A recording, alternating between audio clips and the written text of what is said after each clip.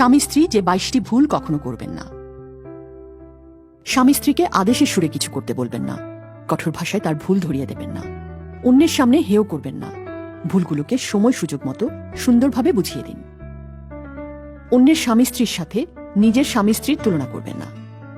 স্বামী বা স্ত্রীর চেয়ে নিজেকে ডিগ্রি, সামাজিক মর্যাদা, বিত্ত বৈভবে শ্রেষ্ঠ মনে করবেন না।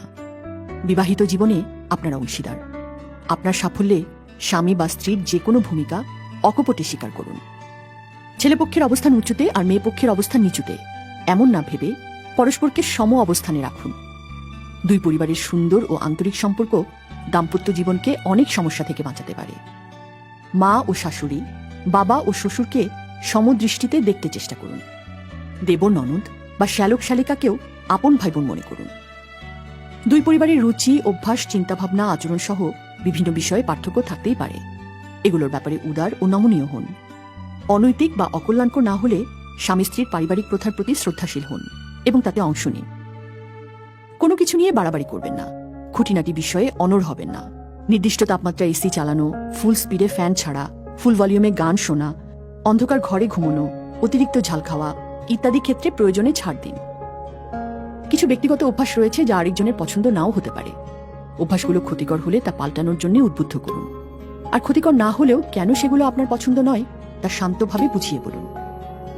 কখনোই পরস্পরের পরিবারকে দোষারোপ করবেন না। মনে মনে স্বামী বা স্ত্রীর সাথে তর্ক করবেন না, অশ্রদ্ধা পোষণ করবেন না। মানুষ যা চিন্তা করে না চাইলেও তার প্রকাশ ঘটে কথা ও আচরণে। পরস্পরের কাছ থেকে প্রতিদান আশা করবেন না। দায়িত্ব পালন করে যান, প্রতিদান স্রষ্টা দেবেন।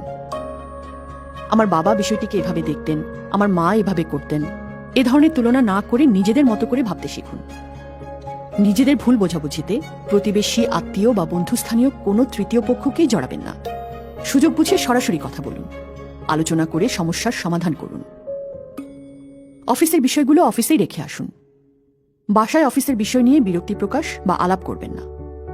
আপনাকে ভুল বুঝতে পারে এমন কোনো কথা ও তথ্য স্বামী বা স্ত্রীকে জানানোর আগে আবার ভাবুন।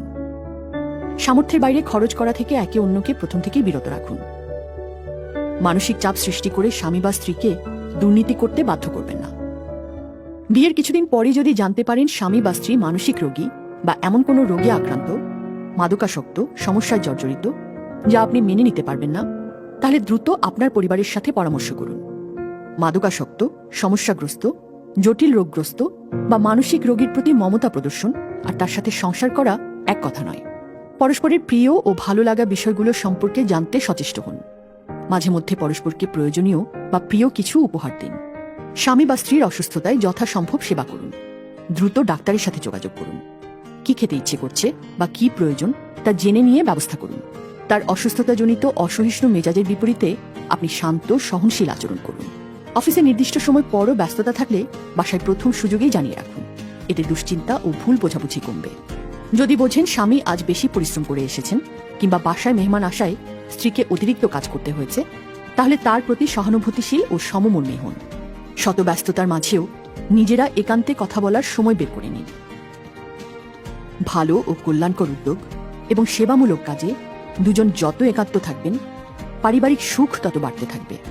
স্বামীদের জন্য আরও দুটো: গৃহস্থালী কাজে স্ত্রীকে সহযোগিতা করুন। এটি শুধু কাজ নয়, স্ত্রীর প্রতি আপনার ভালোবাসারও বহিঃপ্রকাশ। নববধূ এবং আপনার পরিবারের পক্ষ থেকে পারস্পরিক কোনো অনুযোগে নিষ্ক্রিয় থাকবেন না, এড়িয়ে যাবেন না। স্বামী হিসেবে স্ত্রী এবং আপনার পরিবারের মধ্যে সেতুবন্ধন তৈরির চেষ্টা করুন। স্বামী বা স্ত্রীকে প্রতিদিন অন্তত একবার বলুন, আমি তোমাকে ভালোবাসি।